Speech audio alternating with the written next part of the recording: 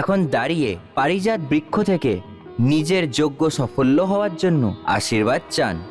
হে কল্পতরু নন্দন, বৃক্ষরাজ, দিব্য পারিজাত, দেবী সত্যভামা, আপনার ছায়াতে ওই পুণ্যবতের যজ্ঞ এবং অনুষ্ঠান করতে চান, যার সম্পূর্ণ হওয়ার পর নারী নিজের জীবনের অন্তিম নিঃশ্বাস পর্যন্ত নিজের স্বামীর সম্পূর্ণ প্রেম প্রাপ্ত করতে পায়।